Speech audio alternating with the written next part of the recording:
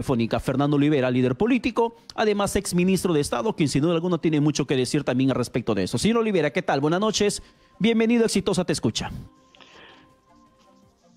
Buenas noches, Pedro. Ante todo quiero compartir contigo y con nuestros sufridos compatriotas el enorme dolor que tengo como peruano, como ser humano, por los miles y miles de fallecidos víctimas del coronavirus, por los cientos de miles de enfermos y todos los que están luchando para sanarse. Homenaje especial a médicos, enfermeras, técnicos que han caído por decenas trabajando, cumpliendo el deber, igual que policías, bomberos, trabajadores municipales. Y quiero decir que los peruanos estamos de luto, y lo menos que debería hacerse como un homenaje, un reconocimiento y un compartir el dolor es tener la bandera peruana a media asta. Estamos de luto, dolidos. Pero el mejor homenaje, sin duda, es que se rectifiquen los graves errores cometidos, que haya voluntad de enmienda, independientemente de las investigaciones y las sanciones ejemplares que tienen que darse para la corrupción que está a todo nivel, al más alto nivel de este gobierno. Se llega al extremo de lo que está presentando ahora Pedro, que ni siquiera las pruebas rápidas adquiridas están disponibles. ¿Y esto por qué es? Porque el gobierno eligió intermediarios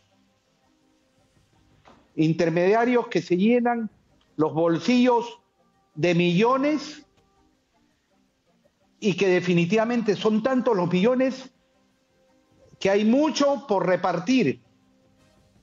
Ya. Y las pruebas existen.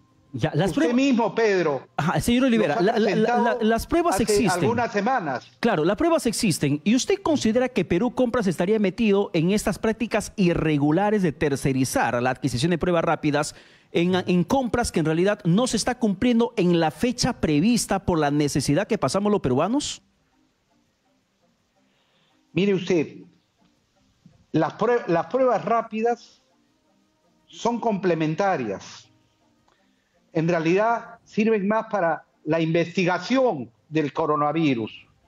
Son pruebas serológicas que solo detectan el coronavirus a partir del 10º día. Así lo registra todas las directrices que da la OMS, Organización Mundial de la Salud, la Organización Panamericana de la Salud, desde el 10 de enero. Aquí tengo todas las directrices. ¿Y por qué no son recomendadas las pruebas rápidas? Porque el cuerpo humano recién genera los anticuerpos al 10º día. Y entonces, cuando te dan un negativo, la prueba rápida tiene 60% de falsos negativos. Y entonces vemos cómo la gente, como nuestros compatriotas se mueren en la cola, como el ex congresista de Pucallpa. Sí. Con 2 falsos negativos le negaron la atención y murió al día siguiente. Como ese caso, hay muchos. Pero lo más grave es que si a ti te dan un falso negativo, tú te vuelves un agente de contagio. La prueba rápida es de detección tardía y en vez de contener, expande el coronavirus. Aquí lo que tenía que comprar es prueba molecular, que es la detección temprana para contener, aislando al enfermo detectado y a los contactos que ha tenido. Ya. Cosa que no se hizo, Pero ¿qué es señor, lo que ha pero cosa sucedido? cosa Usted que me no ha se preguntado hizo. por Perú Compras, Pedro, Claro, y ¿no? le reitero la pregunta, cosa que no se hizo y que Perú Compras tiene mucho que responder, que aclarar aquí, porque si Perú Compras, por ejemplo, emite un orden de compra que tengo aquí en mis manos y menciona, la primera entrega tienes que hacerlo en Sí. tantos días, la segunda en tantos días, la tercera en tantos días, y hemos mostrado un cronograma de entregas según fechas por cada proveedor y no se está cumpliendo. Al 12 de junio deberíamos tener en el país en stock más de 5 millones de pruebas rápidas, cosa que en realidad no se está cumpliendo, Así señor es. Olivera. Ni siquiera eso, pero además aquí se supone que están las penalidades por mora, ¿no? Ujú. En caso de retraso injustificado del contratista, ¿no? Hay una penalidad por cada día de atraso Sí. señalada, pero aquí en vez de aplicarle la penalidad, el gobierno le da préstamos, fondos de Reactiva Perú. Pero yo quiero decirle que aquí el cronograma, ¿cuál es? Mire, el 18 de marzo hay una reunión en el despacho del Ministerio de Economía y Finanzas. ¿Ya? Y allí invitan a 6 favoritos del régimen, ¿no? Y intermediarios que resultan luego los que venden las pruebas rápidas y las pruebas moleculares. Hasta ese momento, no solo las directrices de la Organización Mundial de la Salud, Organización Panamericana de Salud y la opinión unánime de todos los científicos es prueba molecular hasta el día de hoy. Pero la legislación del Perú, de este gobierno, del presidente Vizcarra, ya había recogido la obligación de hacer pruebas moleculares ¿Ya? en la resolución 039 y 040 del 31 de enero del 2020. Y luego fue ratificada en otra resolución, la 084 del 7 de marzo. O sea, eso ya estaba preparado, ya estaba cocinado. No, pruebas moleculares, estoy diciendo. Ya, ok. ¿Ya? Pruebas moleculares. Se ratifica a nivel de un decreto de urgencia, de rango de ley. El decreto de urgencia 025. ¿Ya? Y también en el decreto supremo 010 del 14 de marzo. Tanto el decreto de urgencia como el decreto supremo con la firma de Martín Vizcarra. Y esa es la legislación vigente. Sin embargo, el 19 de marzo dan el decreto de urgencia 028, donde no se habla de pruebas rápidas para nada. Es al día siguiente de la reunión en el Ministerio de Economía y Finanzas con estos intermediarios. Ya. Y el 19 de marzo, en la conferencia de prensa, Martín Vizcarra, sin ningún sustento científico ni legal, dice 1.400.000 pruebas rápidas. Que es justamente la que mostramos en primera, en la parte superior de esta gráfica, y que además aquí en Exitosa hemos denunciado el sobrecosto de cerca de 20 millones de soles que se habría pagado en esa adquisición. Usted, Pedro, con su investigación directamente realizada con documentos oficiales de la SUNAC, de aduanas, se ha establecido lo que pagó el intermediario al fabricante chino, $2, y lo que cobró del Estado peruano, más del doble, 16.14 en el menor de los precios, 16.99 en el mayor, es decir, casi $6, casi el triple. ¿No? Pero ¿a qué voy? Cuando el 20 de marzo, en un solo día, el Instituto Nacional de Salud hace el requerimiento, está violando la ley. Ya. No tenía sustento legal. La ley no hablaba de pruebas rápidas, solo de moleculares. Perú Compras violaba la ley porque hace una simulación de concurso en donde en el mismo día le da minutos a los supuestos invitados porque todo estaba ya amarrado desde el día 18, ¿no? Y viola la ley porque la norma legal señalaba que debían ser pruebas moleculares. Entonces, ¿Qué cosa era lo único que tenían? La palabra de Martín Vizcarra, que había dicho 1.400.000 pruebas rápidas. Claro, y que lamentablemente termina siendo todo lo contrario a lo que venía preparándose. Pero esa situación, señor Olivera, viene repercutiendo directamente en la falta de planificación de estrategia en la población peruana. Le comparto una información ahora mismo, lo que viene pasando en Arequipa. Sí. El gobernador regional, Elmer Cáceres, ha informado que ya no hay camas UCI disponibles para pacientes con COVID-19 en esta región, donde se reportan más de 7.000 casos y 170 fallecidos por esta enfermedad, según la información del gobierno regional de Arequipa. Esa es la situación que está pasando en estos momentos en el sur del país. No solamente se trata de unas contradicciones en la adquisición de pruebas, en vez de moleculares, las pruebas rápidas con sobrecostos de por medio que aquí hemos demostrado en esta radio. Además, en el tema de capacidad instalada y de respuesta de hospitales. Claro. Es que es de una incompetencia mayúscula, porque la emergencia internacional sanitaria mundial fue declarada el 30 de enero. Cuando se declara ya la emergencia nacional en el Perú, habían pasado 45 días, ni siquiera se habían comprado los equipos de protección para médicos, enfermeras, para técnicos, para los que tenían que estar en primer orden. La cuarentena que se decretó fue improvisada, porque tú no puedes obligar a millones de peruanos a quedarse en su casa a que se mueran de hambre. Allí se han visto obligados a elegir entre salir, enfermarse y hasta morir, o que su familia muera de hambre. O cuando se ha alentado las colas en los bancos por no implementar cajeros automáticos, agentes de cobro, pagar a la casa, o los comedores populares. Es decir, le echan gasolina al coronavirus para que crezca y crezca. Lamentablemente, esto va a seguir incrementándose. No se compran respiradores, no se amplían camas, no hay medicamentos, el oxígeno ya vemos lo que ha sido, y lo que estamos viendo es realmente lacerante. Bastante dolorosa la situación en realidad. Señor Olivera, quiero ir a la pausa comercial, pero no me corte, por favor, que quiero conversar 5 minutos más con usted y quiero preguntarle sobre esta probabilidad de que se termine extendiendo esta emergencia nacional. No me corte la comunicación, que vamos a la pausa y brevemente regresamos.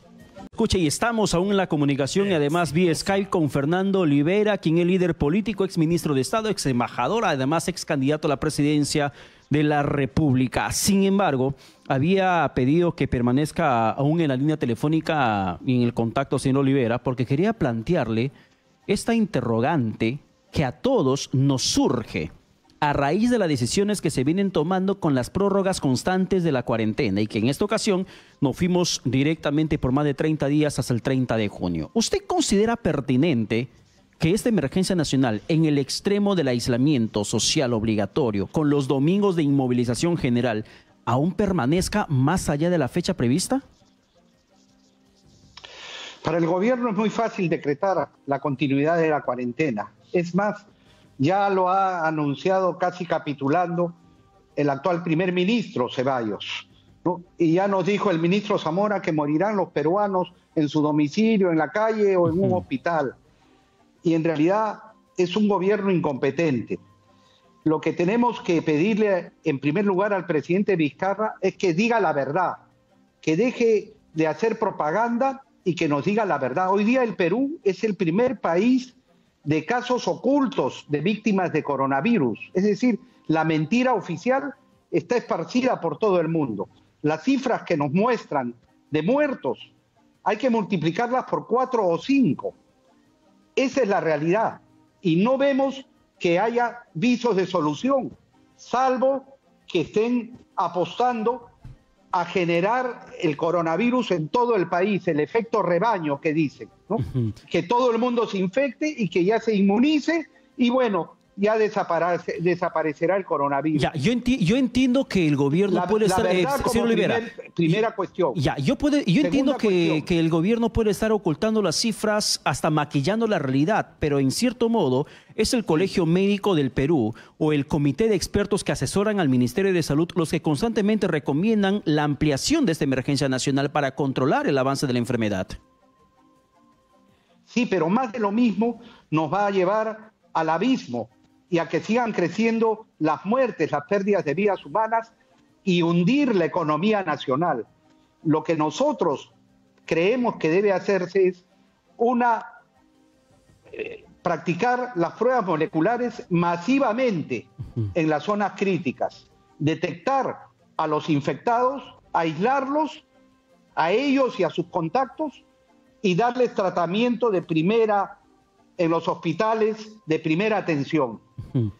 En donde no está focalizada, no es crítica, como hay zonas donde la propia población se ha defendido, como en Cajamarca, con las rondas campesinas, o en zonas del sur, allí se puede levantar la cuarentena manteniendo la protección de mascarillas y el distanciamiento social. Y ciertamente tenemos que referir, por ejemplo, lo que ha hecho China ante el rebrote en Wuhan.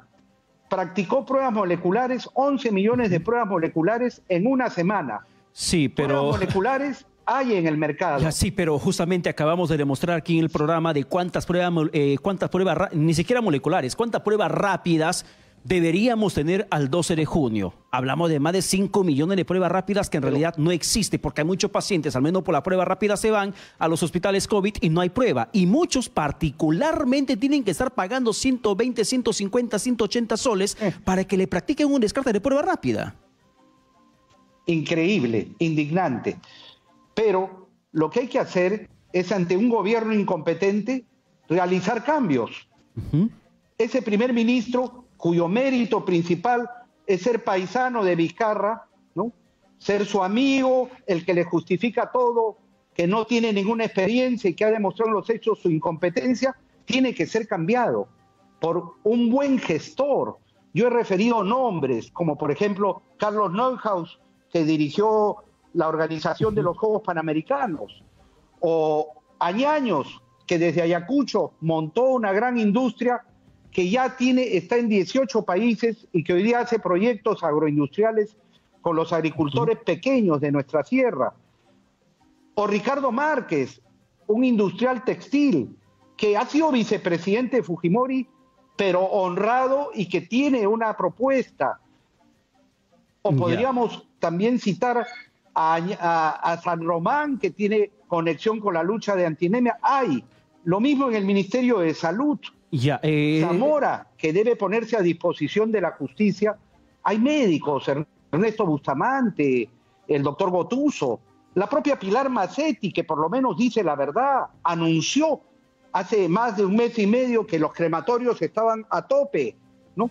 Y ahora se ve como crematorios incluso terminan duplicando sus costos. Pero, señor Olivera. Del equipo médico, del entorno, que dicen que Vizcarra no escucha a nadie y persiste en el error. Necesitamos gente que gestione los programas sociales y que lleguen a sus destinatarios. Pero al parecer no solamente no se escucha, para terminar, señor Olivera, no solamente no se está escuchando a la recomendación de que los médicos dan o la búsqueda de mejores especialistas o gestores públicos que en este momento se necesita, pero sí se está escuchando a los grandes conglomerados empresariales en el país como los centros comerciales, y no se les escucha a los microempresarios de Gamarra, Villa El Salvador, Mesa Redonda, o los microempresarios a nivel nacional del país. Hoy justamente la ministra Cáceres, la ministra de Trabajo, salió a señalar que ya se aprobó que los conglomerados puedan abrir sus puertas al público, como lo anunció el presidente Martín Vizcarra. Yo entiendo que lo anuncian como un gran cumplimiento del ofrecimiento hecho hace unos días atrás. Señala: hoy aprobamos que los conglomerados puedan abrir sus puertas al público, tal cual fue el ofrecimiento, y de esa manera se puede reactivar la economía. Pero que mientras los centros comerciales van a abrir sus puertas con una capacidad reducida de atención al público, pero puertas abiertas, Gamarra, Villa El Salvador, Mesa Redonda y otros conglomerados del país van a seguir cerrados, atendiendo a puerta cerrada. ¿Cuál es la vara con que se mida uno y otro lado? Definitivamente, pues tiene sus favoritos el régimen. Y hay que decir que en Gamarra no les dejaban ni siquiera sacar su materia prima para que puedan hacer la confección en casa. Y se les perseguía, se les cerraba, se les apaleaba. Y clamaban los dirigentes de Gamarra a que les dejen trabajar, respetando las normas. Esto, como digo, hay que incorporar a instituciones formalmente, como la Fuerza Armada. La Iglesia Católica está haciendo mucho en programas sociales, y otras iglesias que deben participar institucionalmente, darle autoridad. para enfrentar lo que es el aislamiento social con eficiencia y con respeto, siempre que esté garantizada la supervivencia, atendiendo las demandas de primera necesidad de la población. Bueno, Porque aquí esperamos... están muriendo, cada día es una masacre, y en cifras acumuladas es un genocidio, y se está quebrando la economía nacional. Se Bueno, han perdido así- más de 2 millones de puestos de trabajo. En realidad, en realidad Y son eso va a costar pero en mucho realidad son recuperar. 2.300.000 solamente en Lima. Solamente en Lima. A nivel nacional Así es. se habla al borde de los 5 millones de desempleados Por supuesto. que en estos momentos ha generado esta emergencia. Señor Olivera, muchas gracias por la comunicación alcanzada exitosa. Muchas gracias a usted y por favor siga en esa misma línea. Cuando un pueblo sabe, no lo engaña nadie. Exactamente. Y la prensa tiene que ser independiente y siempre con la verdad por delante. Yo reconozco su trabajo. Bien, muchísimas gracias, señor Fernando Olivera. Muchas gracias por la comunicación Muchas gracias. alcanzada y efectivamente nuestro compromiso como medio de comunicación, como radio exitosa, como corporación universal, informar a la población para que pueda tener su propia opinión y que nadie le sorprenda ni le vendan cuentos y menos discursos politiqueros.